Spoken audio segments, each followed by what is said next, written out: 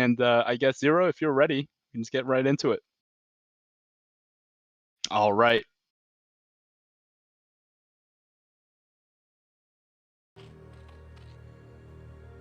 Matt, you want to start with the intros? We can see in the top left corner we have Itsu playing as the orange Zerg, and his ally on the top right position playing as the weaker colored Protoss. I'm not sure if blue is a good Protoss color, only Death Dragoons. And in the bottom right we can see TT1 as the red Protoss, which is a very strong Protoss color. And his ally, bottom left, we got Kenzy. Oh, he did get Terran. So this is going to be interesting because we JIRAIYA have played Waffle and Kenzy as a TP team hundreds of times, and personally, I know their style is a bit defensive. So let's see if Itsu and Wave can take advantage of this. Looks like Wave send out a probe pretty early because Kenzy is playing random, so they want to know what they're heading into. Right. It looks like the probes kind of said hi to each other for a second and then converged out of that scouting pattern and now heading straight for Kenzy. This early pylon scout should threaten potentially gassing, but Kenzy's going to block this ramp off with an SCV. Very nice play there from Kenzy.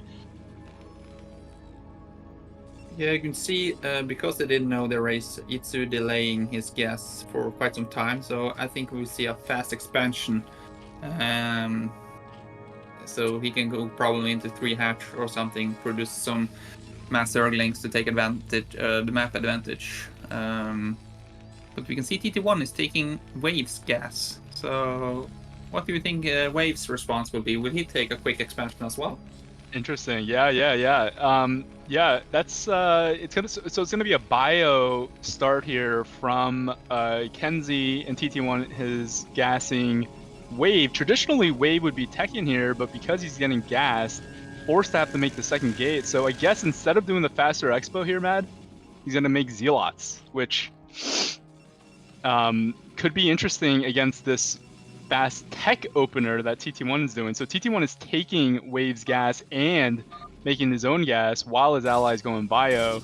I kind of like this for the PT a little bit here, but we'll see kind of how Izu and Wave respond. Yeah, like you said, I think PT does have a slight advantage here because Itsu is playing a little bit scared, I think. He could have taken the expansion because TT1 will have very delayed second gate if he goes 2 gates. So they shouldn't be worried about the push versus Itsu's space. So I think they lost a little bit of advantage there. But let's see if TT1 can do some bonnet magic with his salad there. But yeah, he didn't need some already on top of it. Yeah, we'll see what TT1 can do here. Buying a lot of time. Ooh, kind of glitches. Takes a lot of damage without inflicting anything. No. Proby trying to get out of there. Gets the gas finally. Gonna make that gas as soon as he gets up. Yep. The probe could have tried to retake the gas as well. And now we see Itsu taking a base, and he's full drones of gas, so he's just making masslings now with the speed surge. Nice scout here from Kenzy with the SCV. That's actually a really big scout. You don't know if Zerg is tech into layer. Kind of when you scout the third hatch, you deduce that it's going lings anyways, but just to confirm that there's no layer is certainly a good thing to see when you're PT. And now, with all these Zealots and Zerglings being produced, they're going to have to try to poke at TT1, who's already prepared with a cannon, but only 2 Zealots. I'm actually surprised to see a cannon that fast. I was going to say I would believe we was going to see TT1 open with a forge, but he made such a quick gas as well, so I thought he at least would have delayed the cannon. Yeah, it looks like Wave is also surprised at the timing of that cannon. TT1 actually pulled his probes, anticipating a potential break there with the higher count of Zealots that Wave had. But Kenzy slowly kind of building up an army count. He's going to get up to 3 rack here, which is going to do quite well against non-layer Zerg. and non-tech as Protoss. as soon as those fire bets are out, yeah. Interesting. And Wave is going to take this time to try to get an expo up.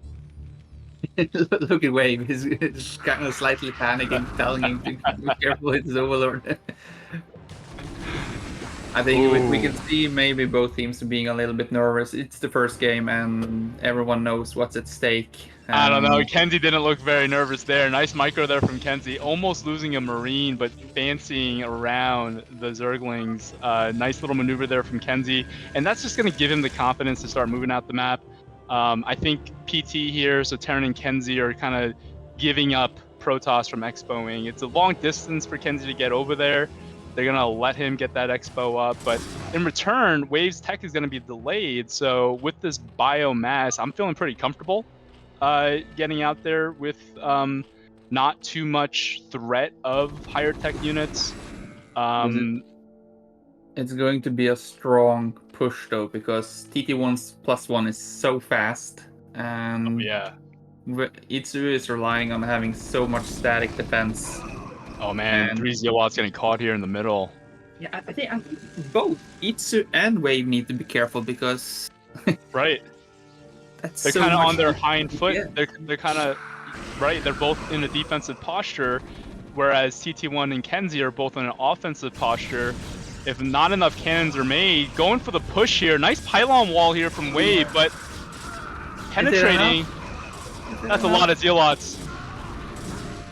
Oh man. Fire bats are in the front though. Right, but the Zealots get covered in the back. Marine's still alive. Nice wall there from TT1. That's how you cover the bio forces against Zerglings. Wow.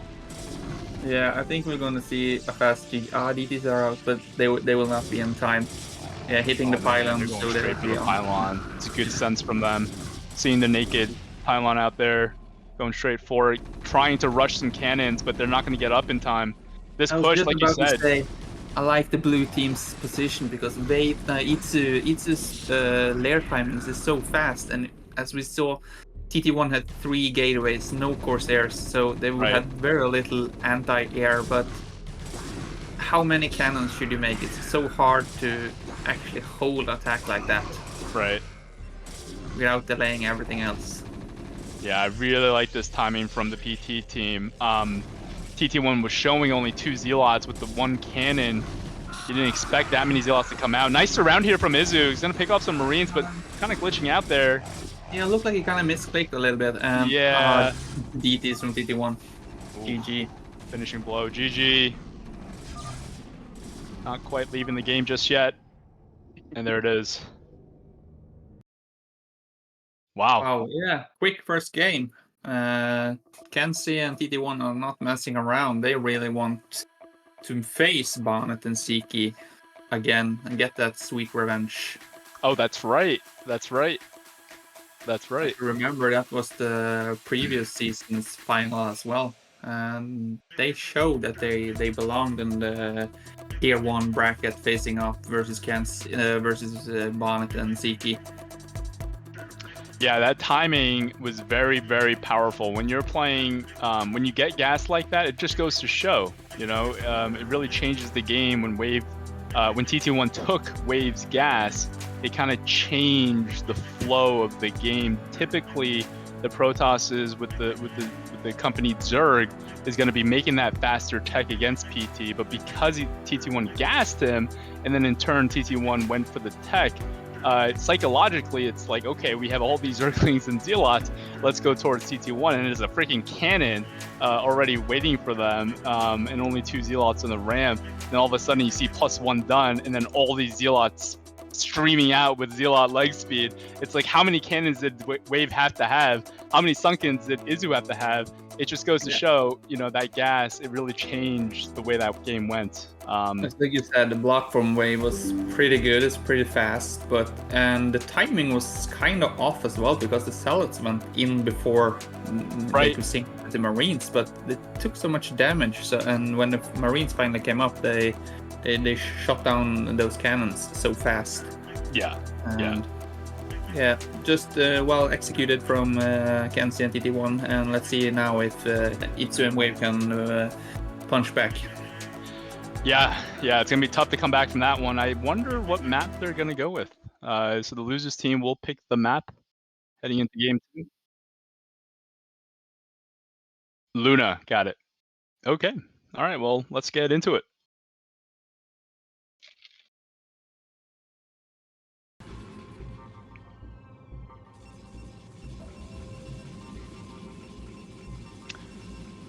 All right, spawning here in the top left position is TT1 Orange Protoss on Luna. And his ally is going to be Kenzy Protoss, so the random player. He's going to roll the dice and get Protoss in white, top right. And Maddie, you want to do the other team? Yeah, and we see Itsu in the bottom right as the red Zerg, and his ally on the bottom left, Wade, playing from Norway as the yellow Protoss. Oh, that's a good point. Let's talk about where all these players are from. I guess I'll talk about TT1 and Kenzy. TT1 is a Canadian player, has been playing 2vs2 for a very long time. And Kenzy is a French player, also playing 2vs2 for a long time, back in the iCup days. Yeah, I wonder how long these games took to plan and play, because every time we play Kenzy, we get to finish one game, then he needs some sort of break to eat or wash his hands or do something. Or if we're not waiting for Kenzy, we're waiting for Waffle. And so, yeah, the French do like to take their time, as history will tell us. Oh, that's too funny. Well, I will defend Kenzy and Waffle a little bit here and say, ever since the birth of your child, Mad, you two have taken usually not too long breaks, but breaks nonetheless. Usually, from all the Bacardi you're drinking, you're taking much needed breaks every now and then. But with being a father now, more breaks definitely. Something that two receivers are getting more used to as we're all getting older. No denying from me, no denying. All right, well, we're going to see. Yeah, sorry, we're going to see some standard openings and 3 hatch from Itsu most likely, since he's not started his gas yet. And we see 2 gates from Wave and 2 gates from TT1 and Kenzy. So I think they'll try to punish the expansion as fast as they can, but it's cross map for TT1, so his distance will be a little bit longer, and it's quite short for Wave to come and help him as well. But we can see already 2 cells are on the map, but Itsu is on it. He's delaying that cell as best as he can. Right. Gotta be a little bit careful though. Yeah, I like the choice of not making the gas. Banking up the minerals is absolutely fine here, and even going for the colony is going to distract those zealots into spending damage points onto that colony, giving him time to get those zerglings up. Cancel it. Oh, we need to cancel it. Nice cancel. Right on time. Perfect timing. Perfect timing. Nice around there with the drones. Zealots. Ooh. Easy cleanup for the red team as of the first go, but TT1 and Kenzy are not giving up. They're slightly pulling back now when they see the red team have extended amount of units, and we see Itsu putting down the sunken just to be careful and safe. I think that's a good choice. What do you think? Yeah, I think that's a good choice too. I mean, at this point, all Protosses got their gases up, or at least on the way. So tech is not going to be relatively fast at this pace. A lot of zealots and linear units being made. Looks like another flow of blue units heading towards Izu here. Yeah. Izu made drones behind this. Needs to pull back. He hit his cells. He pretended to pull back, so I think this comes quite a surprise. But this is a good drill from. This is a nice drill. Oh, if this sunken doesn't go down, it's gonna be because of that drill. Wow, what a save there from Izzy. Yeah, 4 zealots died to next to nothing. Right. Trading really efficient here. The red team, blue team just not having enough. Yeah, this is so hard for double Prados is to in the early games is to sync up and just have enough because the salads are so slow. So if you lose the first battle, you're pretty much fighting 2 versus 1 versus the Surgeon Prados team. Right, that early loss compounds into just more and more separation, and now these numbers are just becoming overwhelming. These Zealots getting caught here with their pants down. This is overwhelming numbers here, but does manage to escape. Yeah, and he will have new cells coming on. He saves 3 of them on the ramp. I don't think the red team can bust it, even though they have a lot and some of the cells are injured, but we see TT1 is coming from behind to help Kenzy out. Yep. But then again, he will be sandwiched, so you can see how hard it is to... The crazy thing is, Izzy doesn't even have Ling speed, so these are slow Zerglings that are managing to trade just so efficiently throughout this early game here. Imagine how much minerals the Prados team has invested in salads, like 1,500 minerals in salads. At least, yeah. Looks like a Corsair being made. That's TT1 top left? Yeah. Okay. Got it. Yeah, I'm liking the red team's position so far. They're taking the map control and winning pretty much every battle. So the blue team is in kind of survivor mode, and as of far... Oh man, that's a lot of units. Yeah. And I think the speed for Itzu will kick in any moment now. If they kill off the pylon, it's going to be tough for TT1 to hold. Speed just kicked in. I think that's game. Really nice poke there, just checking what TT1 had on his ramp. Saw that he only had 2 Zealots and 2 Goons. Because he sent Zealots, there's a GG. Yeah, I guess he's missing that cannon from the previous game. And if you look at the minimap right now, just before the game ended, Itzu even had 12 lanes at Kenzy's base, so they were everywhere. Wow. Yeah, I didn't even catch that. That's crazy. Yeah, it's like you said, like when you're doubling pressure, the Zerg for going that early expo, if you're not getting the damage done and the subsequent damage done, it just becomes so much harder going into the mid game to get any control on the map. It's just, I mean, there you saw it, all the numbers. Yeah, most people